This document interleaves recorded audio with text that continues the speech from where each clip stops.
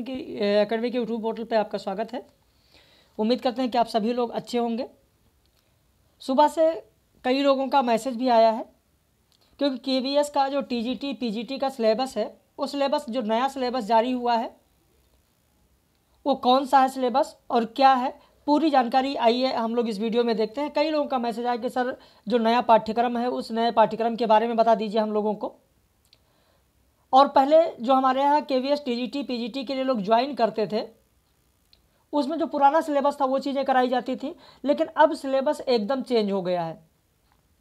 आपको हिंदी साहित्य का इतिहास पढ़ने की ज़रूरत नहीं है, आपको जो काव्यशास्त्र से प्रश्न आ जाते थे वो पढ़ने की ज़रूरत आपको नहीं है।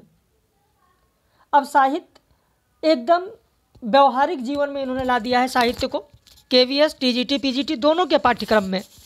हाँ, ये है कि इसमें व्याकरण बहुत अच्छा पूछा जाएगा, व्याकरण बहुत ज़्यादा प्रश्न रहेंगे। क्या क्या है आपके पाठ्यक्रम में, आइए पूरी बात हम लोग करते हैं। और इसके लिए नया बैच भी हमारे यहाँ शुरू हो रहा है। जो नया पाठ्यक्रम आया है उसी पाठ्यक्रम के अनुसार आप लोगों को मिल जाएगा। 10 दिसंबर से तो हमारे यूजीसी नेट का बैच शुरू हो रहा है, हायर का बैच शुरू हो रहा है, और 10 ही दिसंबर से आप लोगों का इंडिविजुअल केवीएस टीजीटी पीजीटी का भी बैच शुरू हो रहा है।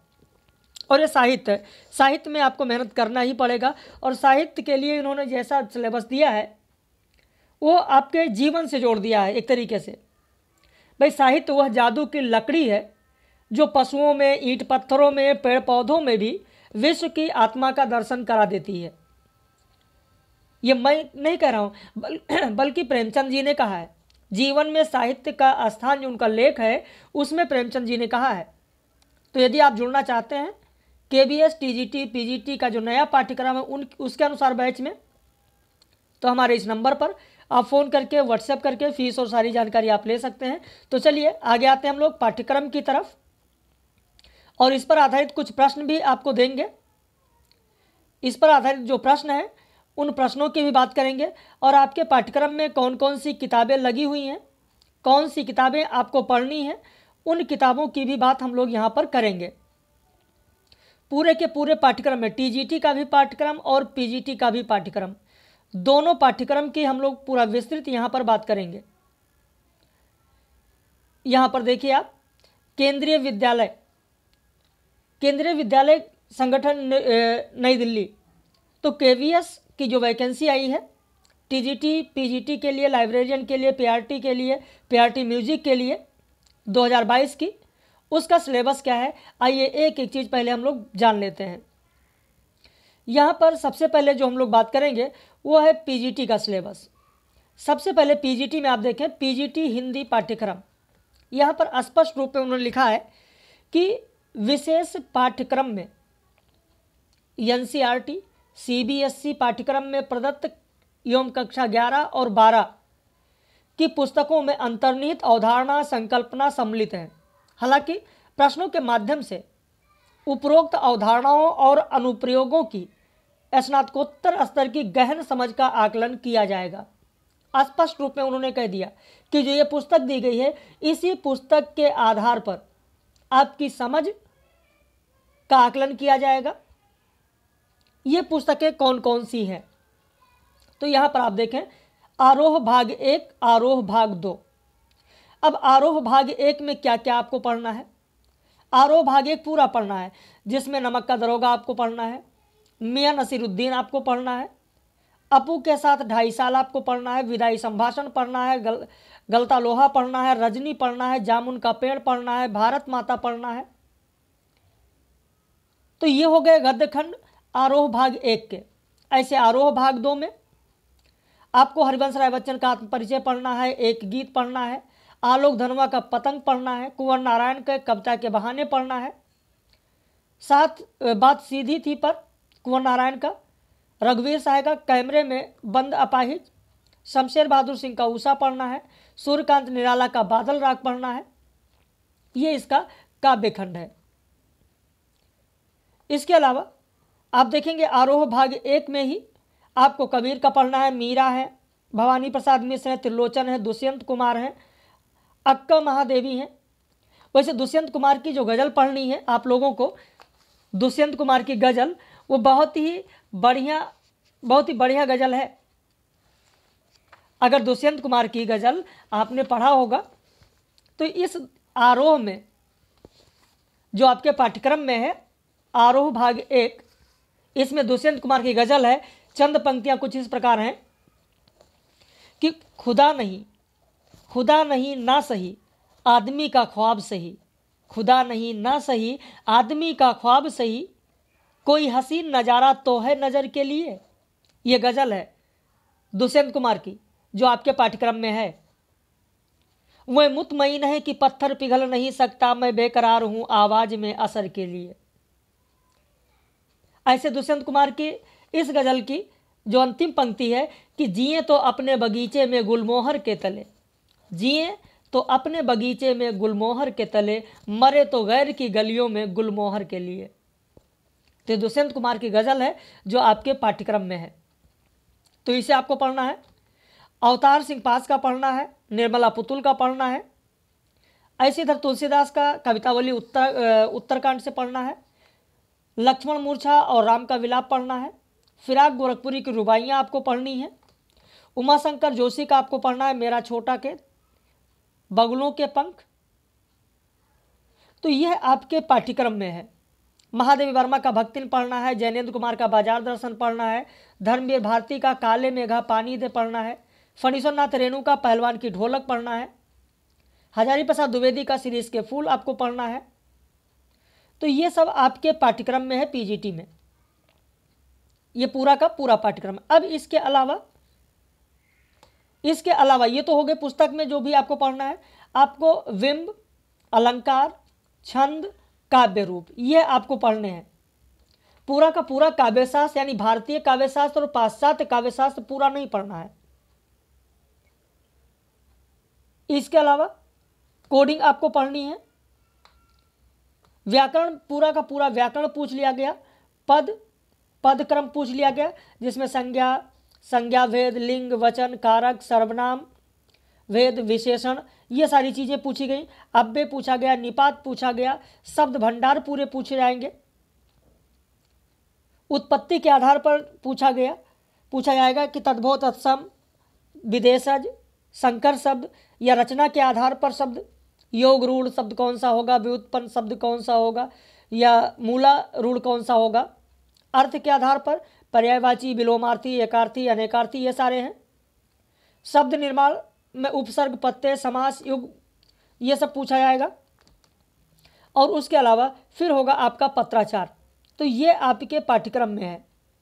पत्राचार में डायरी लिखने की कला, पटकथा, कथा पटकथा, नाटक लिखने का व्याकरण, कैसे बनती है कविता, ये सारी चीज़ें आपसे पूछी जाएंगी पीजीटी के पाठ्यक्रम में। अब उसके बाद में बात कर लेते हैं टीजीटी के पाठ्यक्रम में। जो टीजीटी का पाठ्यक्रम है, ये देखिए टीजीटी का पाठ्यक्रम, जिनके पास भी यह पाठ्यक्रम नया वाला नहीं है वो डाउनलोड कर सकते हैं। टीजीटी के पाठ्यक्रम में भी इन्होंने कहा कि विषय विशेष पाठ्यक्रम में एनसीईआरटी, सीबीएसई पाठ्यक्रम में प्रदत्त एवं कक्षा 6 और 10वीं की पुस्तकों में अंतर्निहित अवधारणा, यानी जो पीजीटी में इन्होंने कहा था कि पीजीटी में 11वीं और 12वीं कक्षा में जो है वो पूछा जाएगा। टीजीटी में इन्होंने कहा कि 6वीं और 10वीं कक्षा में जो है, इन्होंने व्याकरण यहाँ पर पहले दिया। हिंदी भाषा और व्याकरण आपसे पूछा जाएगा। अब हिंदी भाषा में आप देखिए, हिंदी भाषा में आपको भाषा पढ़ना पड़ेगा, यानी भाषा का पूरा विकास आपको पढ़ना पड़ेगा। और जब भाषा का विकास पढ़ेंगे तो वहाँ पर बोली और उपबोली भी आपको पढ़नी पड़ेगी। व्याकरण आपको पूरा पढ़ना है। वर्ण व्यवस्था में वर्ण क्या है, अक्षर, मात्रा, सब पूछा जाएगा। वर्तनी तथा वर्तनी व्यवस्था, संधि भेद, संधि में तीनों संधियां हैं, स्वर संधि है, व्यंजन संधि है, विसर्ग संधि है, ये सारी संधियां पूछी जाएंगी। शब्द भंडार, शब्द निर्माण, इसके बाद स्रोत, उत्पत्ति या इतिहास के आधार पर शब्द, रचनाओं के आधार पर, अर्थ के आधार पर, शब्द निर्माण के आधार पर, पद व्यवस्था, पद के भेद, पद परिचय, वाक्य व्यवस्था, वाक्य के अंग, ये सब आपके पाठ्यक्रम में जो वर्णमाला का व्याकरण का पूरा पोर्शन है। अलंकार में आप देखिए अनुप्रास अलंकार, पुनरुक्ति अलंकार, यमक अलंकार, उपमा अलंकार, उत्प्रेक्षा, रूपक, अतिशयोक्त, मानवीकरण, ये अलंकार आपसे पूछे जाएंगे। अब पाठबोधन की अगर बात करें तो यहाँ पाठबोधन और पत्र की बात की गई है, जिसमें पत्र पत्रिकाओं से संबंधित पूरा आपसे पूछा जाएगा। और फिर आ जाते हैं पाठ्य पुस्तक जो पाठ्यक्रम में बताई गई है। वसंत भाग 1, वसंत भाग 2, वसंत भाग 3, ये आपको पढ़ना है। वसंत भाग 1 में आप देखेंगे वह चिड़िया जो, बचपन, नादान दोस्त, चांद से थोड़ी सी गप्पें, अक्षरों का महत्व, ये सारी चीज़ें। ऐसे वसंत भाग 2 आप देखें, वसंत भाग 2, वसंत भाग 3, ये सारी चीज़ें आपके पाठ्यक्रम में हैं। तो ये आपको पढ़ना है वसंत भाग 1, भाग 2, भाग 3। वसंत भाग 3 आप देखें, जैसे इसमें जो ध्वनि दी गई है, ध्वनि क्या है? ध्वनि कविता है सूर्यकांत त्रिपाठी निराला की। लाख की चूड़ियाँ, बहुत सारे लोगों को नहीं पता होगा कि रचनाएं हैं किसकी। लाख की चूड़ियाँ कहानी है कामतानाथ की। ऐसे बस की यात्रा आप देखें तो व्यंग है शंकर परसाई का। दीवानों की हस्ती कविता है भगवती चरण वर्मा का। चिट्ठियों की अनूठी दुनिया निबंध है अरविंद कुमार सिंह का। भगवान के डाकिए रामधारी सिंह दिनकर का है। क्या निराश हुआ जाए हजारी प्रसाद द्विवेदी का निबंध है। तो ये सब आपके पाठ्यक्रम में है, इसे आप लोगों को पढ़ना है। ये पूरा का पूरा पाठ्यक्रम में दे दिया गया है कि इसे आपको पढ़ना है। जैसे यहाँ वसंत भाग 2 में दिया है, हम पंछी उन्मुक्त गगन के, कविता है शिवमंगल सिंह सुमन का। दादी माँ कहानी है शिव प्रसाद सिंह की। पहली कहानी है, मैंने आप लोगों को बताया था यूजीसी नेट के पाठ्यक्रम में जब कहानी पढ़ा रहे थे। ऐसे हिमालय की जो बेटियां हैं, ये निबंध है नागार्जुन जी का। तो ये जैसे कठपुतली है, कठपुतली कविता है भवानी प्रसाद मिश्र का। मिठाई वाला कहानी है भगवती प्रसाद वाजपेयी का। तो ये सब आपके पाठ्यक्रम में है, यानी आपको वसंत भाग 1, भाग 2 और भाग 3 पढ़ना है। फिर पूरक पाठ्य पुस्तक बाल राम कथा पढ़ना है, बाल महाभारत कथा पढ़ना है, भारत की खोज पढ़ना है। ये पूरक पुस्तकों में है। और उसके बाद क्षितिज भाग 1, क्षितिज भाग 2 आपको पढ़ना है। क्षितिज भाग 1, क्षितिज भाग 2 जो दिया गया है, ये भी कोई बहुत ज़्यादा नहीं है। क्षितिज भाग 1 और क्षितिज भाग 2 अगर आप देखेंगे तो ये कोई बहुत बड़ी रचनाएं नहीं है, या बहुत बड़ी कोई किताब नहीं है कि जिसके लिए आप लोग परेशान हो। जैसे अभी आज जो मैंने बताया है आप लोगों को, हमारा जो वीडियो पब्लिश हुआ है, आप देखे ही होंगे कि उसमें एक एक चीज़ें आप लोगों को बताई गई हैं। जैसे लहासा की ओर मैंने आपको बताया है आगे की रचना के बारे में। दो बैलों की जो कथा है प्रेमचंद जी का, लहासा की ओर राहुल सांकृत्यायन की जो बात की गई वो आपको मिलेगा यहाँ पर। उपभोक्तावाद की जो संस्कृति है ये श्यामचरण दुबे का है। सांवले सपनों की याद आप देखेंगे तो जाबिर हुसैन का है। तो इसी जैसे प्रेमचंद के फटे जूते यहाँ पर आप देखें हरिशंकर परसाई का। एक कुत्ता और एक मैना जो हजारी प्रसाद द्विवेदी का है, ये भी आप यहाँ देख सकते हैं। तो ये सब आपके क्षितिज भाग 1 में है।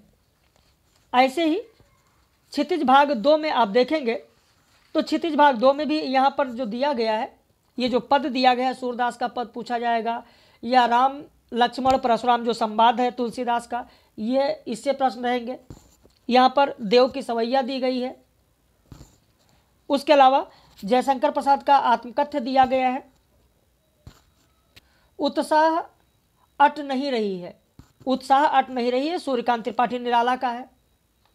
तो ये सब पंक्तियाँ आप लोगों से पूछी जाएंगी। ये सब पंक्तियाँ यहाँ पर दी, जैसे ऋतुराज का कन्यादान है, तो ये आपका क्षितिज 1 और क्षितिज भाग 2 में है। उसके अलावा आपको कृतिका पढ़नी है।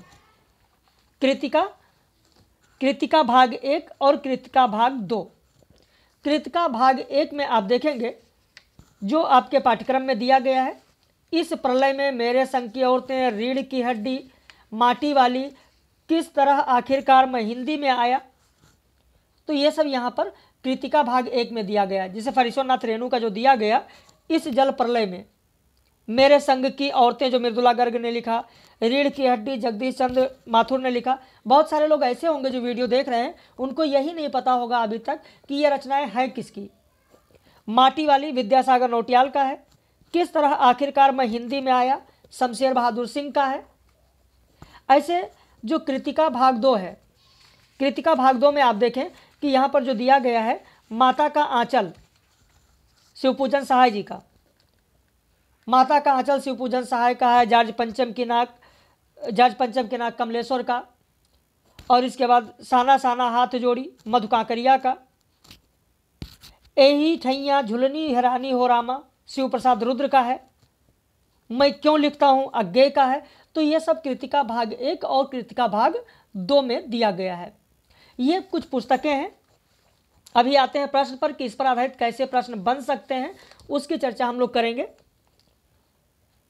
ये आरोह कक्षा 11 के लिए है, कक्षा 11 के लिए है। ये पुस्तक का पूरा प्रिंट है, आप देख सकते हैं। ऐसे वसंत भाग 3 है जो कि कक्षा 8 के लिए है। टीजीटी पीजीटी के पाठ्यक्रम में जो भी किताबें हैं वो मैं आपको बता रहा हूँ। बसंत भाग 2 है कक्षा 7 के लिए। ऐसे कृतिका भाग 1 है कक्षा 9 के लिए। और ये पूरी पुस्तकों का चित्र है, आप देख सकते हैं। कृतिका भाग 2 है कक्षा 10 के लिए। क्षितिज भाग 1 है कक्षा 9 के लिए। ये पूरा जिनके पास नहीं है वो जरूर यहाँ पर देख सकते हैं। क्षितिज भाग 2 है कक्षा 10 के लिए। यहाँ पर पूरा मैंने ले लिया। आरोह भाग 2 कक्षा 12 के लिए। अगर आप स्क्रीनशॉट लेना चाहें तो स्क्रीनशॉट ले लें। बाकी इस पर आधारित जो प्रश्न बन सकते हैं वह कैसे बन सकते हैं, किस तरीके के प्रश्न बनेंगे इन किताबों से, चाहे वो कृतिका हो, चाहे वो क्षितिज हो, चाहे वो आरोह हो, इन सब पर आधारित, या वसंत हो, इन सब पर आधारित कैसे प्रश्न बनेंगे। तो चलिए एक एक करके देख लेते हैं। बस थोड़ा 10 से 12 प्रश्न, ज़्यादा नहीं, 10 से 12 प्रश्न एक झलक आपको मिल जाए। बाकी 10 दिसंबर से नया बैच शुरू हो रहा है। 10 दिसंबर से यूजीसी नेट वालों का, हायर वालों का भी शुरू हो रहा है। लेकिन कुछ लोगों के कहने पर कि सर नए पाठ्यक्रम के अनुसार हम लोगों को अलग से एक बैच करा दीजिए, तो एक बैच 10 दिसंबर से प्रारंभ हो रहा है। तो आप भी जुड़ना चाहते हैं तो हमारे नंबर पर आप व्हाट्सएप करके KBS TGT या KBS PGT जो भी आपका है लिख कर मैसेज जरूर करें। साहित्य वह जादू की लकड़ी है जो मनुष्यों में, ईंट पत्थरों में, पेड़ पौधों में भी विश्व की आत्मा का दर्शन करा देती है। कथन किसका है? प्रेमचंद का है। अब आप कहेंगे कि सर प्रेमचंद का ये कथन है, और प्रेमचंद का ये कथन कहाँ पर कहा गया, आपने जो लिया है वो कहाँ से ले लिया है? मैं आपको बताऊं, जो आरोह कक्षा 11 के लिए किताब है, जैसे ही आप वह किताब खोलेंगे, प्रेमचंद को जैसे ही आप पढ़ना शुरू करेंगे, जो आपके पाठ्यक्रम में है नमक का दरोगा, वहीं पर सबसे पहले आपको जीवन में साहित्य का स्थान नामक लेख में इन्होंने लिखा है, और यह कथन आपको वहीं पर मिल जाएगा। मियां नसीरुद्दीन कृष्णाशोक्ति के किस रचना संग्रह में संकलित हैं? आपका उत्तर हो जाएगा यहाँ पर बी, हम हसमत। मियां नसीरुद्दीन को किसका मसीहा कहा जाता है? आपका उत्तर हो जाएगा बी, नानबाइयों का। विदाई संभाषण किसके रचना का अंश है? आपका उत्तर हो जाएगा बाल मुकुंद गुप्त। गलता लोहा कहानी के कहानीकार कौन है? आपका उत्तर हो जाएगा सी, शेखर जोशी। कुछ इसी तरीके साधारण एकदम प्रश्न पूछे जाएंगे। तथ्यात्मक स्फीति में बारिश यात्रा वृत्तांत किसका है? आपका उत्तर हो जाएगा कृष्णनाथ का है। रजनी पटकथा किसका है? मन्नू भंडारी का है। आत्मा का ताप का आत्मकथात्मक रचना किसकी है? आपका उत्तर होगा सैयद हैदर रजा। जगत जीवन के संवेदनात्मक ज्ञान और ज्ञानात्मक संवेदना में कमाई हुई मार्मिक आलोचना दृष्टि के बिना कभी कर्म अधूरा है।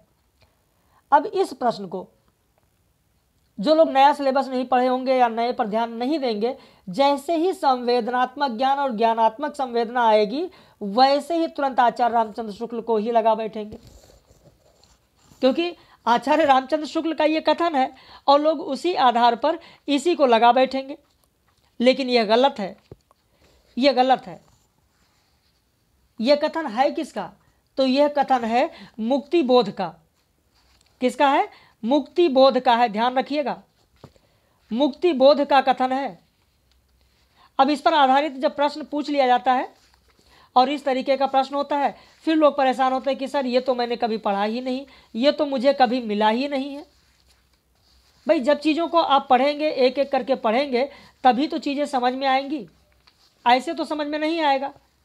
जब आप चीज़ों को पढ़ेंगे तभी एक एक चीज़ें समझ में आएंगी। क्योंकि आचार्य रामचंद्र शुक्ल का जो कथन है, कविता क्या है जो यूजीसी नेट के पाठ्यक्रम में है, उसमें उन्होंने क्या कहा है, उन्होंने आत्मा की मुक्तावस्था ज्ञान दशा की बात की है और रस दशा की बात की है। और यहां पर जो हम लोग बात कर रहे हैं वो किसकी बात कर रहे हैं, मुक्तिबोध की बात कर रहे हैं। अगला प्रश्न जो है, हे मेरे जूही के फूल जैसे ईश्वर मंगवाओ मुझसे भीख, उपरुक्त काव्य पंक्तियां किसकी हैं? आपका उत्तर हो जाएगा सी, अक्क महादेवी। अक्क महादेवी, यह महादेवी वर्मा नहीं है, यह है अक्क महादेवी। अक्क का अर्थ होता है, जो अक्क है, अक्क का अर्थ होता है बहन। अक्क का अर्थ होता है बहन, ध्यान रखिएगा भाई, अक्क का अर्थ बहन होगा, यानी महादेवी की बहन, जबकि ये महादेवी वर्मा की बहन नहीं है, महादेवी वर्मा की बहन नहीं है। अक्क महादेवी ये दूसरी ही रचनाकार हैं जो कि कर्नाटक की हैं, कर्नाटक की हैं अक्क महादेवी, कर्नाटक की हैं। हिंदी में वचन सौरभ नाम से लिखती हैं, हिंदी में वचन सौरभ नाम से लिखती हैं अक्क महादेवी। और इनकी यह कविता आप लोगों के पाठ्यक्रम में है कि हे भूख, ये भी कविता कि हे भूख मत मचल, प्यास तड़प मत, हे नींद मत सता, क्रोध मचा मत उथल उथल पुथल, हे मोह पास अपने ढील, लोभ मत ललचा। तो ये सब इनकी कविता है। हे मेरे जूही के फूल जैसे ईश्वर मंगवाओ मुझसे भीख, और कुछ ऐसा करो कि भूल जाऊं अपना घर पूरी तरह। तो ये सब कविताएं आप देखेंगे, कई कविताएं इनकी हैं। अगला प्रश्न देखें, निम्न में से बेमेल जोड़ा कौन सा है? लाख की चूड़ियां कहानी यशपाल, बस की यात्रा व्यंग हरिशंकर परसाई, क्या निराश हुआ जाए निबंध हजारी प्रसाद द्विवेदी, कामचोर कहानी इस्मत चुगताई। यहाँ पर आपका उत्तर हो जाएगा ए, लाख की चूड़ियाँ कामता नाथ का है, यशपाल का नहीं है। तो पहला आपका बेमेल होगा। तो ये कुछ झलक आपको मिल गई कि इस तरीके के प्रश्न आपके पाठ्यक्रम के आधार पर बनेंगे। तो यदि आप जुड़ना चाहते हैं केबीएस, टीजीटी, पीजीटी हिंदी नए पाठ्यक्रम के लिए, तो आप हमारे इस नंबर पर केबीएस टीजीटी या केबीएस पीजीटी लिखकर आप भेजें, आपको सारी जानकारी दे दी जाएगी और 10 दिसंबर से ये बैच आपको मिल जाएगा।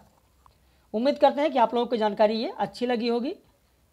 आप लोग कमेंट करके अपनी प्रतिक्रिया जरूर व्यक्त करें। और जैसा कि मेरे पास अभी ज़्यादा नहीं, 8-10 लोगों की इंक्वायरियाँ हैं इंडिविजुअल अलग बैच के लिए। अगर लोगों की इंक्वायरियाँ आती हैं और 50+ होता है तो फिर बैच स्टार्ट कर दिया जाएगा आप लोगों का। तो एक बार ज़रूर अपनी प्रतिक्रिया व्यक्त करें और इसके बारे में जानकारी लें।